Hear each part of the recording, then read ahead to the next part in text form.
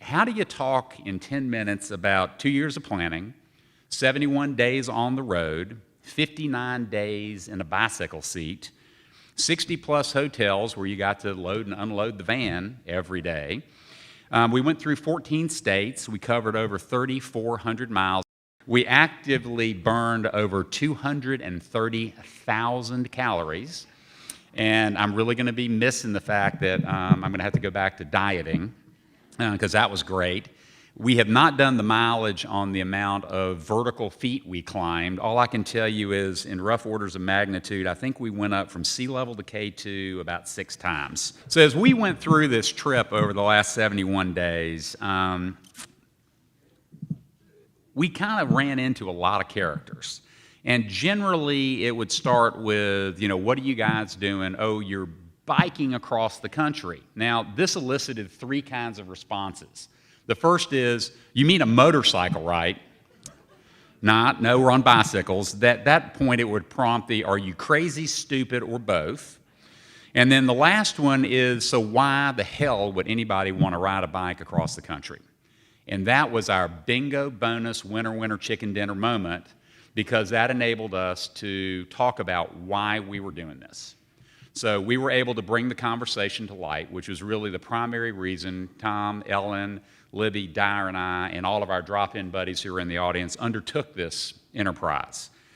We had a chance to talk about the route, which was Lewis and Clark in reverse, and most people don't know, after they've seen Ken Burns' series or read Undaunted Courage, that Meriwether Lewis gets 32 guys out and back all the way to the Pacific Ocean from 1804 to 1806, comes back 3 years later and dies by suicide. So we had the theme of the ride. And then the other part of the question, the corollary to that is, so are you guys raising money for a foundation? And the answer is yes. Let us tell you about the Jordan Elizabeth Harris Foundation. At which point, particularly for Tom and Ellen, when they would say, we lost our daughter 5 years ago, all of a sudden, the people we ran into had permission to have a conversation that they would not have in their communities. So one night, we're somewhere in Montana, in a place called Jordan, Montana. There are no mistakes and there are no coincidences on this trip. So we're in Jordan, Montana, population 500, the 43rd least dense county in the United States.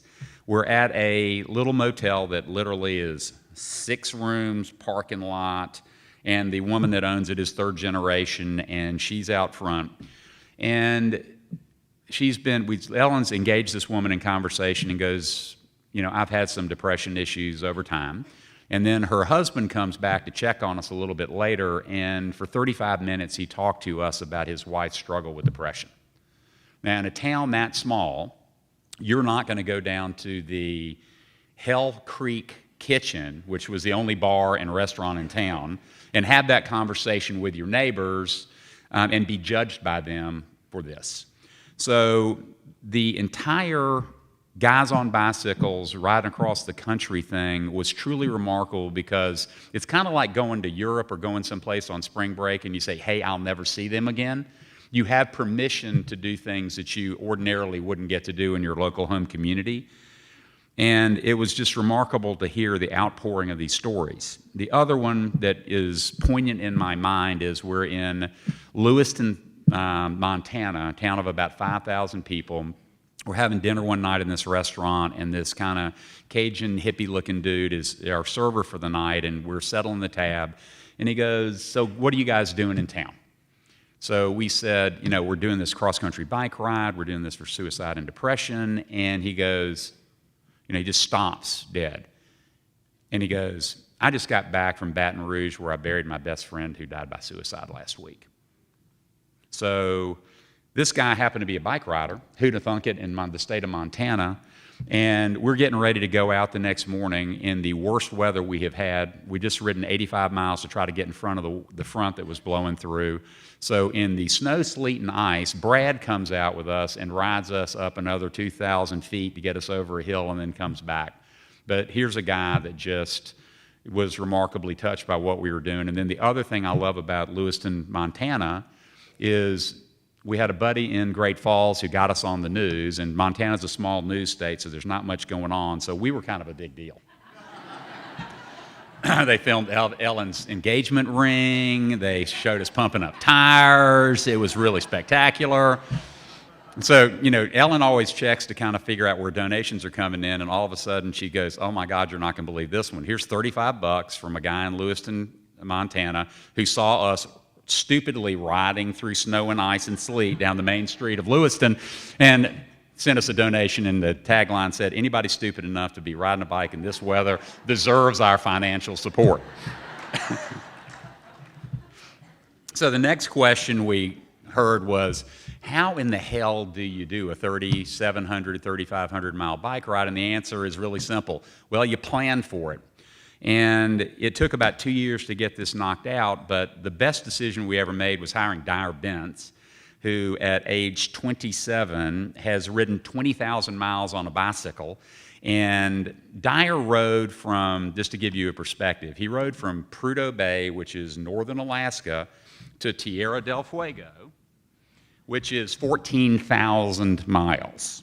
So we had a kid who actually knew what the hell he was doing, and Tom and I felt kind of bad when Dyer would sit around and tell us Pedal South stories and about sleeping in the fire station or being out in the middle of the desert and having to scrounge for water, and we're having a cold beer and sleeping in a hotel every night.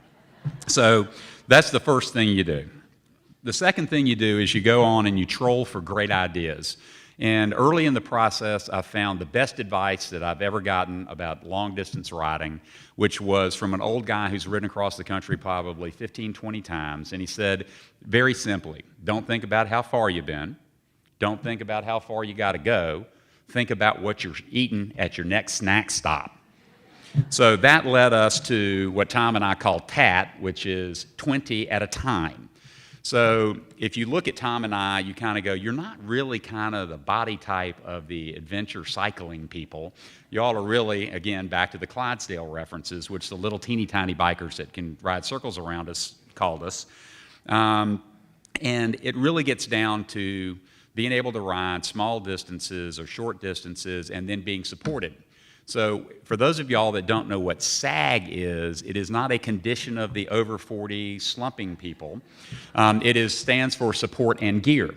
So Ellen Harris and Libby Manning were our SAG team. And since we were doing Lewis and Clark in reverse, thank you, Randy Walton, wherever you are, they became the SAG Jawias. So the importance of the Sacagaweas is to keep the Clydesdales fully fueled, fully hydrated, and to see us and give us emotional support. And if you're Ellen and Tom, you got to kiss every time you see them. So that was one of the sweetest things. And then Libby's looking at me going like, what, did we chop liver? So the other thing, and this is all acronyms. So the other one, Libby, Ellen and Tom were having dinner with a cross-country serious cyclist who was on one of these deals where they did it in 2 weeks. And this guy goes, I'm just an EFI guy. And Tom looks at him and goes, EFI. And the guy goes, every effing inch, we're going to do it, man. Tom calls up and goes, hey, Isaac, we're not doing EFI. And I'm going like, dude, we're going to do EFD, which stands for every effing day. And for those of y'all that have ridden consistently, you know that getting out of bed and after you've done 90 miles the day before and everything is sore and you've done this 5 days in a row, you kind of don't want to ever see a bicycle seat ever again. But the thing about Tom Harris is that you look left, I look at myself, and I know that this guy has no quit in him, so we're going to get up and go do it. So our morning ritual was, hey, Tommy, what are we going to do today? We're going to ride bikes. And that's how we got through pretty much every day. So while there was pain and suffering, there were many practical jokes played on us by drop-in riders, and I'm going to skip some of those. But the greatest stooge of all time is what Dyer did to us. So we are somewhere in Nebraska going to Weston, Missouri. It's cold, it's wet, and then we're about 5 miles out of Weston. The thunder starts, the rain pours, and it's hailing.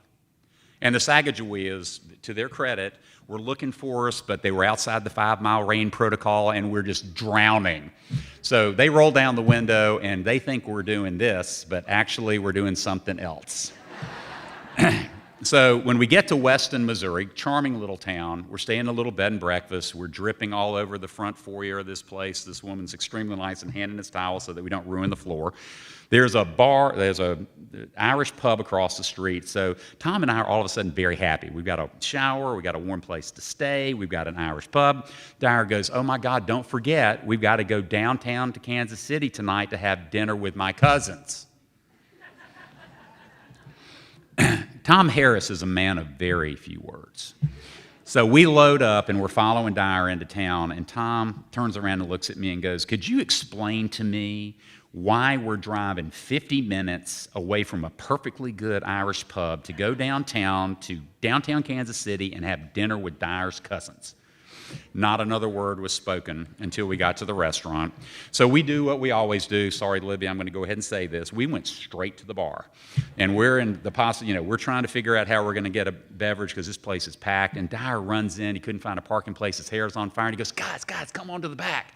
So we start following him to the back room. And when you've ridden in cold, snow, hail, and are just miserable, and all you want is a beverage and dinner, the thought of having to deal with people and have polite conversations, since we've been in small towns of maybe 1,000 to 1,500 on back lane roads, we're driving in traffic and everything, and you got to go talk to people, not on your list. So we walk in this room, and all of a sudden we see the entire Hillwood Alliance team that has flown up to meet us.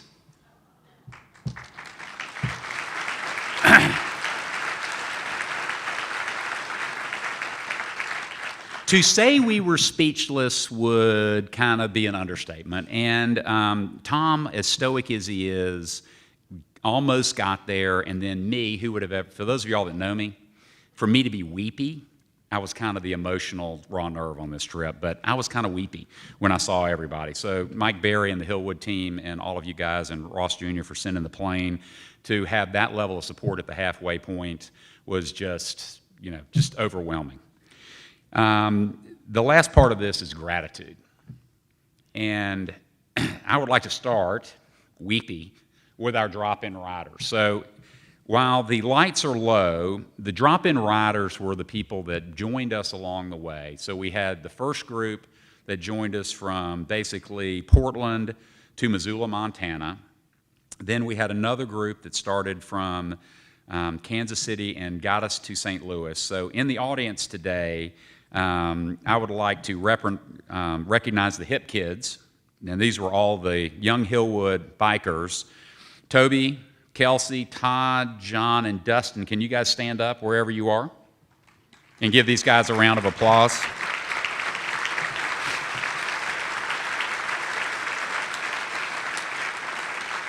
So these guys were not part of the original drop-ins that we thought we were going to have, but these guys are fired up. They're the best bikers I have ever been around in my entire life. And if you ever are feeling really bad and slow, you need John Shaw, because he's got a hook on the back, and he will haul you to the finish line. Shaw, you're the man, baby. Also on that trip, Elizabeth Anderson, if you're here, I know I've seen you. Dancing Deborah Hale. Ned Harris, where are you? Ned's down front. Stand up, Ned. And then Muhammad, a.k.a. Jim Carney from Chicago.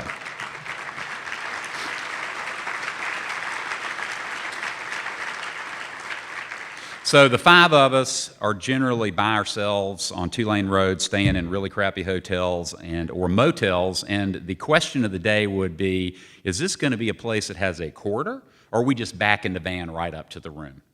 So the last part of this and the last drop-ins, I just can't thank enough, because they're all Fort Worth guys. John Pergandy, Tony Cream, and Chris Culver. You guys here? Stand up, please.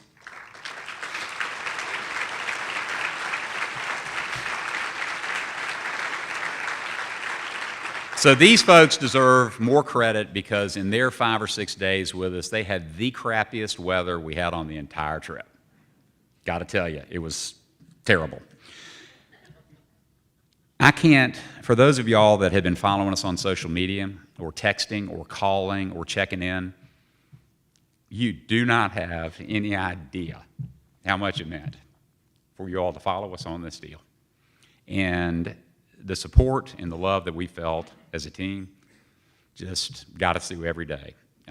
There were days when we didn't want to ride, we didn't want to get up, we wanted to go home, we wanted to call our mothers, we wanted air support, we wanted extraction, we wanted more bag bomb, anything, we needed to drink earlier. You know, it was an amazing trip, but there are days where psychologically when you're doing this as long as we were doing it, it's really hard, and I can't tell you guys how much we appreciate it. And then for everybody to turn out today for the luncheon, as you all have done incredibly over the last 4 years, nothing but gratitude.